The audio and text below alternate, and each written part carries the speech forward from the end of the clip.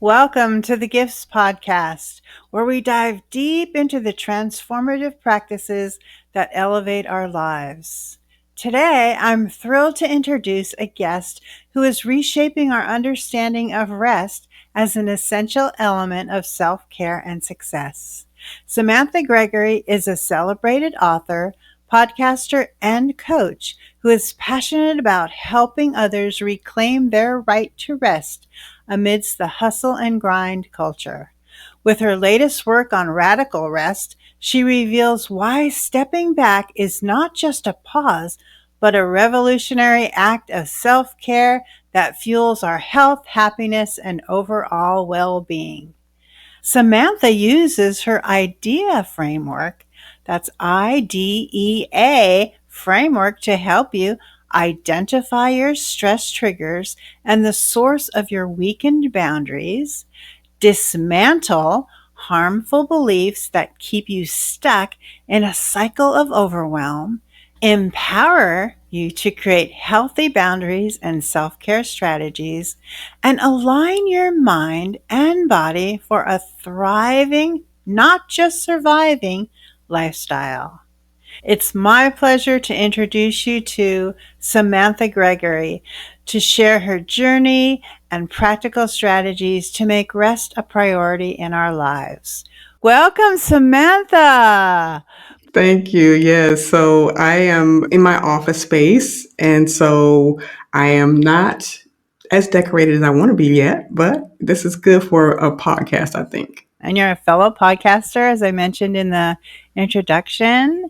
And you have a brand new series coming out for the holidays. So we're going to get into that. But before we do all that, I would love to get to know you as just you. Mhm. Aside from all your business hats that you wear, tell me a little bit about Samantha. Sure. So that's a varied story. I am what many would call a Renaissance woman. I'm interested in a lot of things. I Uh-huh. really enjoy learning about things as well as using my talents and skills to just pretty much impact the world. But even beyond that, I am a mother. I have two adult kids. I'm finally an empty nester, so I'm really excited about that at this point in time. And I've Yeah. relocated to another city, a completely city all by myself, just to experience just a new environment and to really grow and thrive. And so far, it's going really well. But I'm from Atlanta, Georgia, and originally, but now I'm in Maryland, and I've just really I have the mindset that I love learning. I'm going to be a lifelong learner. I know that for sure. And I love travel and I love just experiencing life, especially at this, what I like to call my big age, and really I love inspiring that. people. Big age. I really love that. Yes, yes. And so, I mean, of course, like everyone else, I've had my ups and downs, but I'm learning to turn those things into teachable moments, lessons learned, and sharing those with the world. I like to being surprised by life. I wasn't always like that, but now I'm in the space of I really want to be surprised by life, see what happens.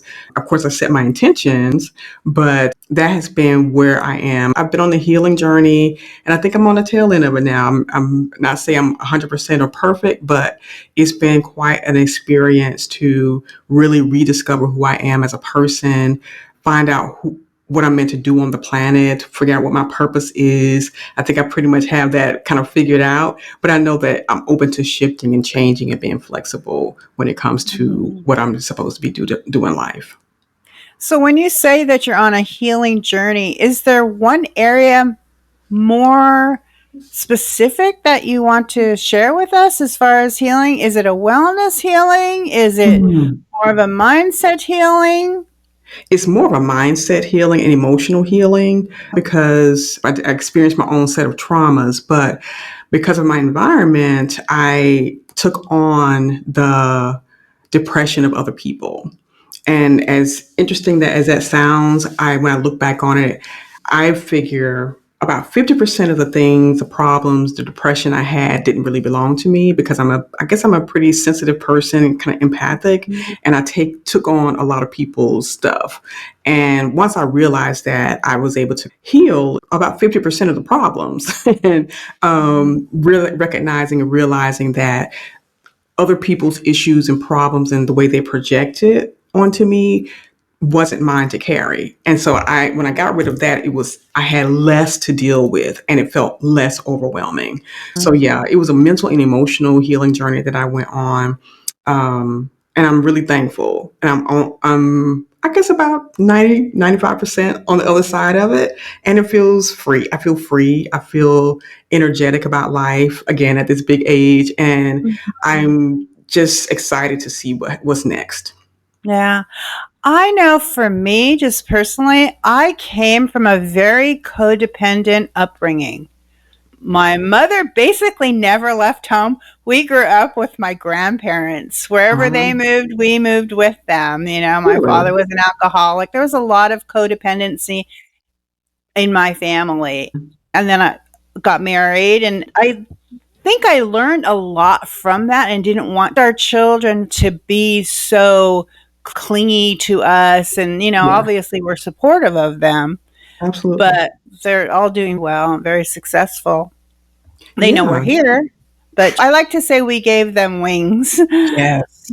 I also became an empty nester like you. I now have Mhm. some grandchildren as well. So I think it comes with stages in life too. Mhm. I think we always have to check our Right. mindset throughout our Yeah. life. I think we do change and we learn. Like, I have certain cousins that tend to go on and on and on. And, you know what I mean? And it's that they bring that into your environment, like you say. It's the people that you surround yourself with and the Right. groups. What do they say? The Birds of a feather. Yeah, exactly. They say that. And they also say you're like the five people that you mostly hang around with. Yes, that part. Yes, I So agree. surrounding yourself with like-minded people that kind of following the kind of not necessarily the same path, but a very Mhm. similar direction that you want to be going in. Yes, absolutely. Absolutely. Mhm. And I agree. I definitely grew up in a very codependent environment, which again was why I think I took on the depression that was in the house. Um, and I look back and I say, okay, well, I think they did the best they could. I'm finally at that place where I can say that. It wasn't like that a few years ago, but now I know that they did the best they could, but it's my responsibility to create the life that I want, the life that I love, to create a healthy mindset and really be clear about taking control of my mental health. Mhm. And which is why self care is such a big part of who I am and the message that I share with the world. Because I think there's too many people who they got to go to a therapist, but they continue trying to prove themselves to people or in a people pleasing mode. And so I was a chronic people pleaser. So that Mhm. was a big part of who I am and a big thing, part of the healing journey that I went Mhm. on and finding that I didn't know who I was. And so by taking this path, I was able to figure out who I was, learn who I was, and really be clear with not just myself, but with other people in my life, even family and friends who were used to the old me. Now they're having to get used to the new me and the fact that I am focused on me and not Mhm. on pleasing them. Right. I love the whole balance of it, you Hmm. know? A lot of people will separate the mindset from the wellness aspect of our Yeah. bodies or the care that we give ourselves. It's a whole balance that you need Yeah. to obtain, I think. Hmm. Let's get into a little bit of self-care Sure. and the radical self-care that you talk about.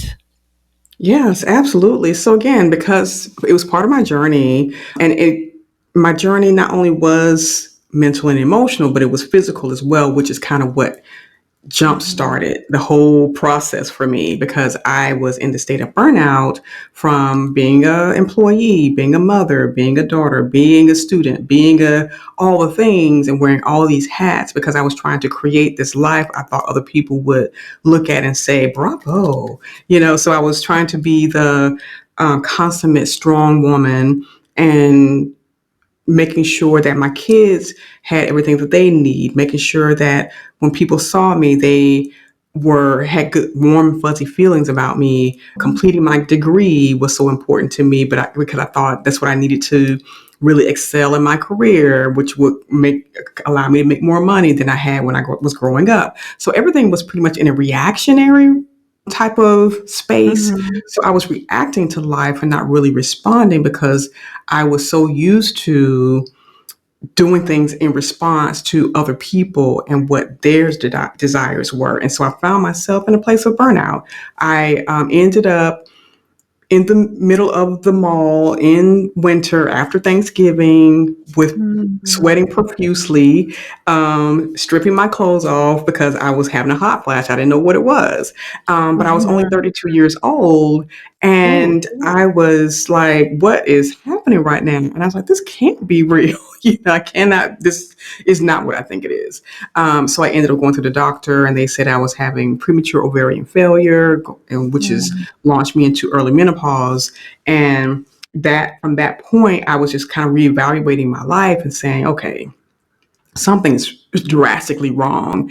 And then I began to think about all the women that I knew in my life who were always the consummate caretakers and people pleasers and putting themselves last and highly stressed but mask it under niceness.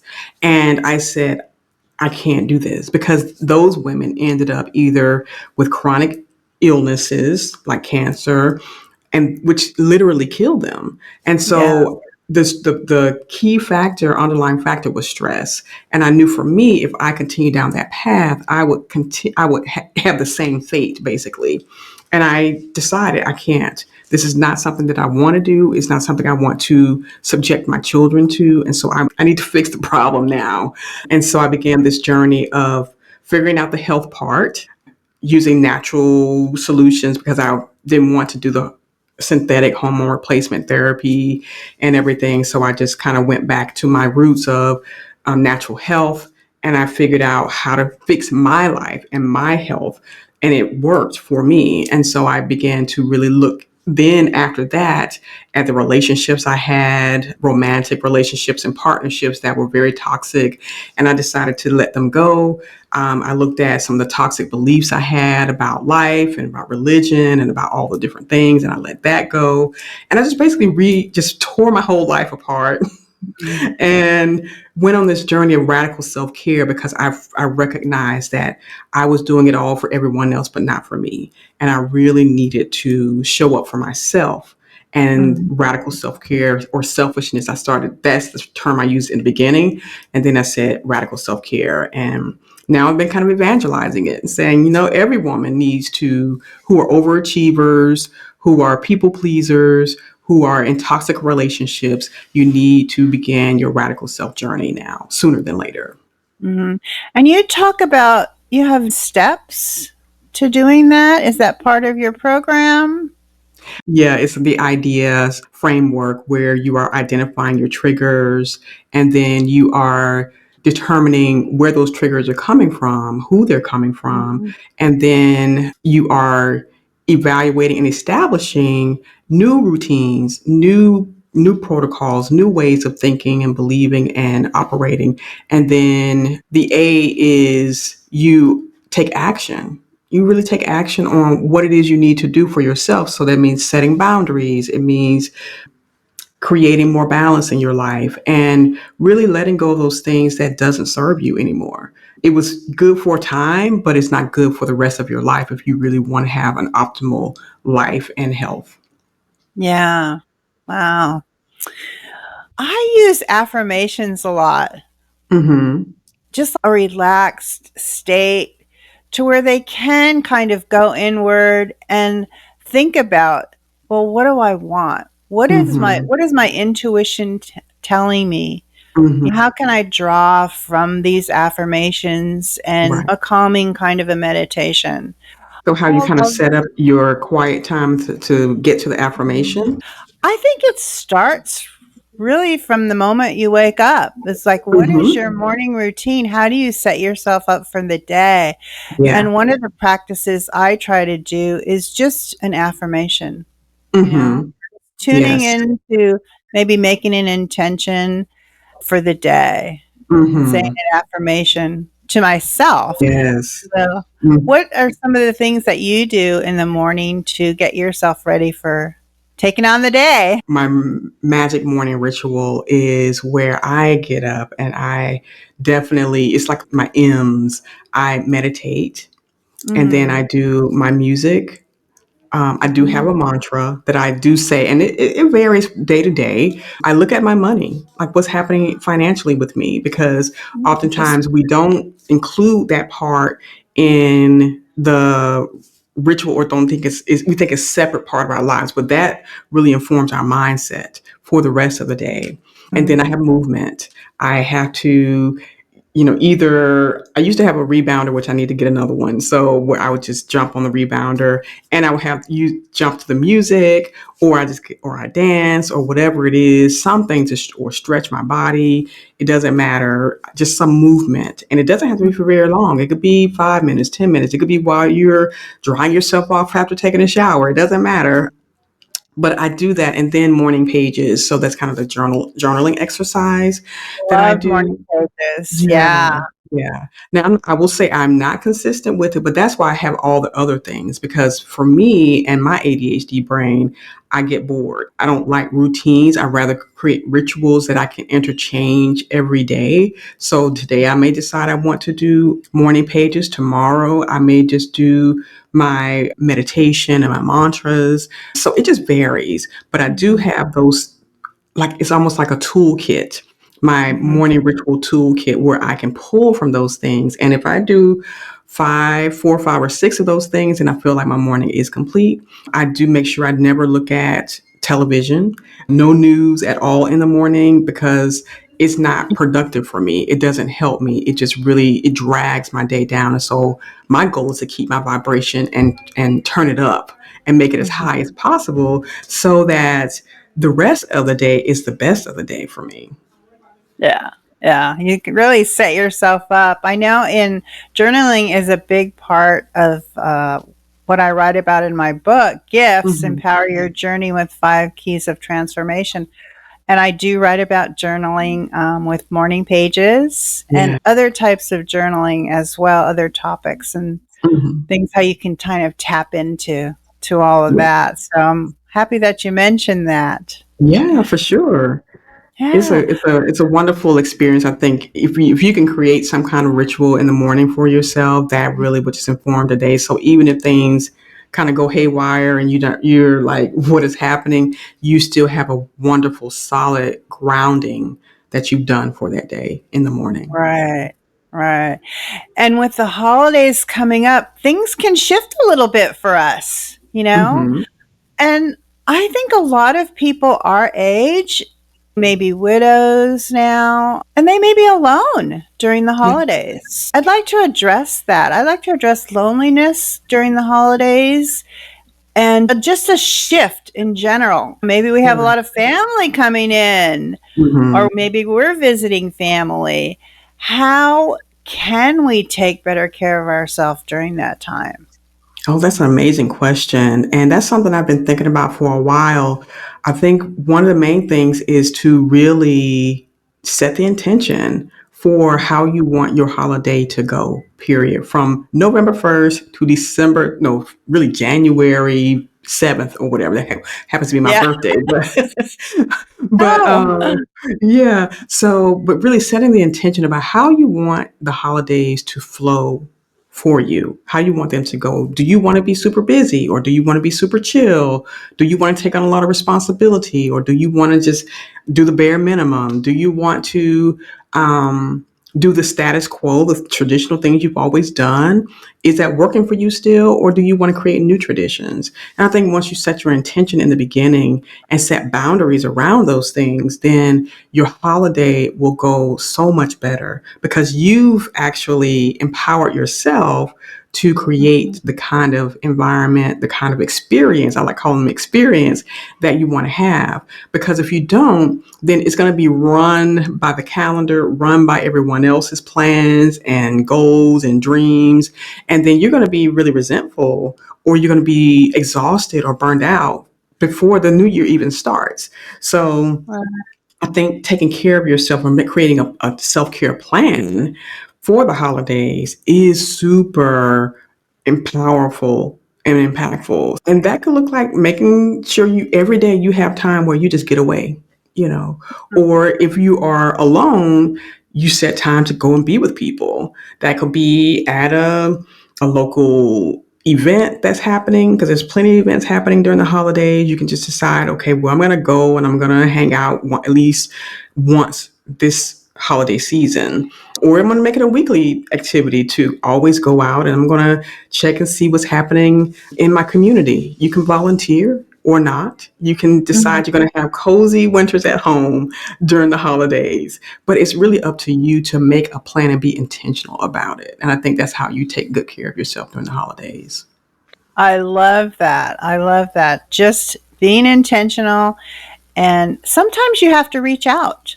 You Yes. have to be the one to make the phone call. If they're not Mm-hmm. calling you, you call them. Kind of check Mm-hmm. in with them, see if they are even people that you want to associate yourself with on a more personal level at this Mm-hmm. stage of your life. And things can change. They absolutely The can. friend that you had 10 years ago may not be the friend that you want to be as close to now, too. Right. I know that the series that you have coming out is all about rest, and I think that's Mm-hmm. going to be a major part for people during this time of year. Let's talk a little bit about your series coming out. Yes, Mhm. the Radical Rest series, which is kind of a twist on the Radical Self Care, but it's just a small segment of it because, again, during the holidays, we tend to be very active, intentionally or not. A lot of times we're not volunteering to be this active, and it feels like the overwhelm, and you never really get a chance to just take a break, whether it's socially on or physically on. And so we get run down physically, mentally, emotionally. And so this series, the Radical Rest series, is really just about sharing some sustainable ways that you can incorporate more rest into your holiday season so that it doesn't become this marathon of activity, but it becomes this nice, calm, and relaxing experience that you really deserve because you've been working all year long. You've been going all year long. You've been doing all the things all year long. So you would think and hope that the end of the year, with all the vacation time you have, if you're still working, will be the time where you kind of settle and that you just, relax and have a soft life experience during this time and enjoying the really early nights that happen and, sit by the fire, drink some cocoa, get under the blanket, watch some Hallmark movies if that's what you decide to do,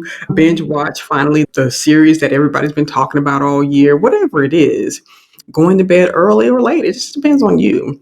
And just Mhm. really, even during the day when you're dealing with family or you're dealing with a lot of coworkers who really want to be super active, but you don't really want to do that, you just say, no, I'm not available. And you make plans, Yeah. you fill your calendar up with things that you really want to do. Mhm. Wow, that's great. And how long will your series be? It's an episode series. It's kind of a hybrid thing. So I've actually Okay. interviewed experts who are talking about rest. I've interviewed people who have established rest and become whether nap queens or super siesta kind of type of people, and who talks about their experience with rest and why it's important to them. And so in having these people in the series, it gives just a different viewpoints of why rest is important and how it literally energizes you, repairs your body, gives you more clarity and focus, and the importance of just taking the downtime, whether you go to bed a little bit earlier or you take a nap during the day or you just rest your eyes for 5 minutes. So it just varies. And by tuning into that series, you get to just pick and choose what works for you, what you want to try or implement, and even commit to yourself to making radical rest, a part of your life, not just for the holidays, but for the rest of your life. Right. Okay. So we will definitely put a link to your podcast, and it's just going to be on your main podcast, right? Yes. It's going to be my Okay. podcast, and I have a LinkedIn newsletter called Self Care Oasis. It's going to be in that as well. Okay. So I'll put a link to those in the Okay. description so they can easily find you. Right. And is there anything else that you'd like to share today? Just simply that making self care your priority is one of the greatest gifts you can give yourself, especially during the holiday season. Because when we are in this perpetual cycle of overwhelm, stress, burnout, and not necessarily because of a job, it could be because of family, it could be any number of reasons where you find yourself in this state of burnout, whether it's conscious or unconscious, you're unaware of it. If you just implement self-care, you'll kind of start to see, oh, wow, I wasn't taking as great care of myself as I should have. Or I Mhm. have been letting stress really overwhelm me and it's starting to cause some health issues. And I need to really be mindful of that. So Mhm. really pay attention and find the areas in your life where you can implement more self-care and you can make it a lifestyle choice and not just an external, I'm going to go, get a manicure, pedicure, massage, and drink some mimosas. No, this is an inside out type of proposition that you probably want to set for yourself and make it a lifestyle choice versus just an entertaining choice. I like that. And you can set yourself up for the rest of next year by doing this. You've gotten a Absolutely. little bit of a head Absolutely. start. Yes. And Yes. it takes a lot of practice too. It It does. really Practice and does. intention. Yes, it really does. The morning rituals is a good start in terms of your self care practice. Right. Do you have a bedtime routine as well to make you Right. sleep better? Okay. Yeah. Would you like to share? So, sure. I actually utilize a lot of, well, I have special like lotions, but of course I use music is involved. After, of course, a long day. I'm always getting into my lounge wear, my pajamas, light a candle, and that's not every night, but some nights when I want to. Even on television. So if you have a smart TV, if you tune into YouTube or Netflix and just find a nice fireplace channel or a scenic channel with the music, just turn that on and just relax. I love drinking tea. I drink sleepy time tea. That Oh, is such an amazing tea to drink and to help you sleep so well. And then I also use like this lavender lotion because after you've gone through all the routine and you need to wash your hands and stuff, and my hands always stay dry. So that lotion, it does wonders for me, not just for moisturizing, but for the lavender itself, the scent of it just really yeah. relaxes me as well. So that's kind of a rough routine. And I actually have an ebook, a blissful bedtime routine that I wrote a while ago, but it's still available and still very relevant to help you sleep better and to implement that self care in your life. Okay. And is that available through your website or through Amazon? It's through my website. It's an ebook, Okay. so or a guide that you can Mhm. pick up and you can just start to use it and implement the suggestions that I have in the guide. Well, great. And I'll put a link to your website and as well Okay. as that ebook. Yes, thank you so much. Wonderful. Yeah, it was great to meet you. And thank you for sharing so much with the audience. I'm Thank you, sure that Elaine. a lot of what you shared today will resonate with them. We're all on a journey to improve our lives Absolutely, and live the absolutely. best lives we can. So, okay. Thank you so much. Take care. What an inspiring and much needed conversation. A huge thank you to Samantha for sharing her wisdom, personal stories, and practical strategies for embracing intentional radical rest in our busy lives. Remember, rest isn't a luxury, it's a necessity, a revolutionary act of self care that allows us to show up fully for ourselves and others. If today's conversation resonated with you, be sure to check out Samantha's podcast, The Blissful Life, to dive even deeper into the practice of radical rest. More information about the work Samantha does as a self care empowerment coach can be found on her website at www.samanthagregory.com. I've included all the links in the show notes and below this video in the description for you. Thank you for joining us today on the Gifts Podcast, where we explore the keys to a vibrant, fulfilling life. Until next time, take a deep breath, give yourself permission to pause, and remember, the gift of rest is always within reach. I'm your host, Elaine Lombardi, and I'll see you in the next episode.